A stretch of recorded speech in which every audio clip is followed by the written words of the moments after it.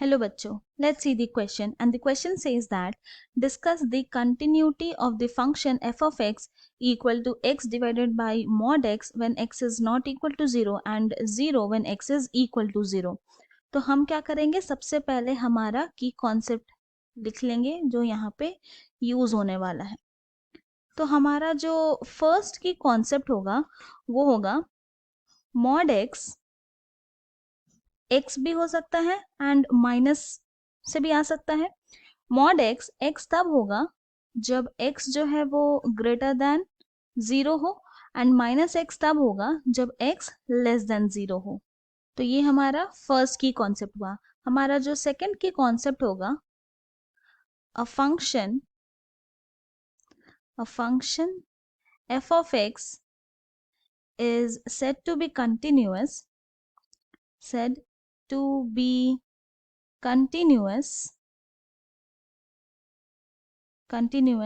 at x equal to a if left hand limit, which is limit x tends to a minus f of x, is equal to right hand limit x tends to a plus f of x is equal to f of a. और ये सारे values exist करने चाहिए. where limit x tends to a minus f of x, limit x tends to a plus f of x, and f of a exists, तभी वो function continuous कहलाएगा. तो ये दो की कॉन्सेप्ट का यूज करके हम अपने क्वेश्चन को सॉल्व करेंगे. तो हमारे पास जो गिवन फंक्शन है वो है f of x is equal to x divided by mod x when x is not equal to 0 and 0 when x is equal to 0. तो अब यहाँ पे हमारा फर्स्ट की कॉन्सेप्ट लगाते हैं. तो यानी कि ये जो mod x है वो या तो प्लस x होगा या माइनस x होगा. तो यहाँ पे लिखेंगे this implies f of x is equal to x divided by plus x. कब होगा? जब x जो होगा वो ग्रेटर देन 0 होगा, तभी ये पॉसिबल है. यानी कि इसको कैंसिल किया तो क्या आ गया 1.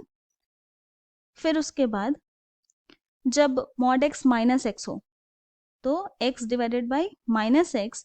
कब होगा ये? जब x लेस देन 0 हो. तो ये तो कैंसिल हो गया, क्या बचा? -1. और फिर 0 when x is equal to 0. तो अगर इसे अच्छे से लिखें तो यहाँ लिख सकते हैं this implies f of x is equal to 1 तब होगा जब x जो है वो ग्रेटर देन 0 होगा, -1 तब होगा जब x जो है वो लेस देन 0 होगा, एंड 0 तब होगा फंक्शन जब x इज इक्वल टू 0 होगा. तभी ये कंडीशन पॉसिबल है. तो नाउ सबसे पहले हम लोग फाइंड आउट करेंगे f of 0 is equal to, यहाँ पे क्या f ऑफ 0 इक्वल टू 0 ही आएगा. तो यहाँ पे देख रहे 0 आता ही है, यानी कि ये एग्जिस्ट कर रहा है. अब हम लोग निकालेंगे लेफ्ट हैंड लिमिट.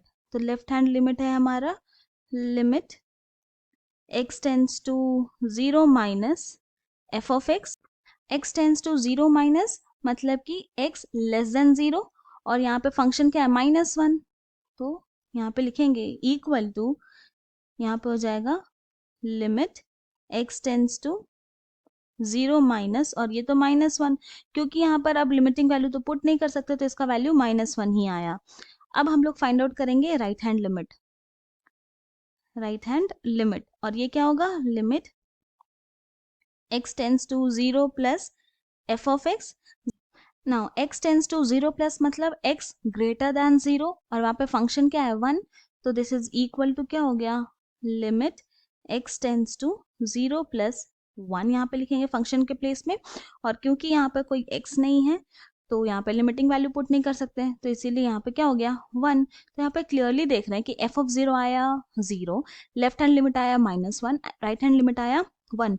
यानी कि ये तीनों ही एक दूसरे के इक्वल नहीं है. तो यहाँ लिखेंगे f of 0 is not equal to left hand limit not equal to right hand limit. तो देयरफॉर क्या हो गया? फंक्शन डिसकंटिन्यूअस हो गया क्योंकि कंटिन्यूअस नहीं है, और जब कंटिन्यूअस नहीं तो डिसकंटिन्यूअस. तो therefore the given function given function is discontinuous. Discontinuous, और यही हमारा फाइनल सोल्यूशन है।